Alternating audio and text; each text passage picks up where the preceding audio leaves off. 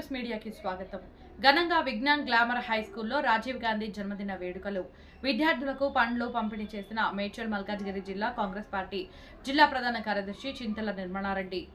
ఈ రోజు national leader young dynamic అయినటువంటి రాహుల్ గాంధీ జన్మదిన వేడుకలను విజ్ఞాన్ గ్రామర్ హై స్కూల్లో హెచ్బి కాలనీలో విద్యార్థులు, ఉపాధ్యాయులు మరియు కరెస్పాండెంట్ అయినటువంటి మేడ్చల్ మల్కాజ్గిరి జిల్లా ప్రధాన కార్యదర్శి చింతల నిర్మలారెడ్డి ఆధ్వర్యంలో విద్యార్థులకు, ఉపాధ్యాయులకు పండ్లు పంపిణీ చేసి కేక్ కట్ చేయడం జరిగింది.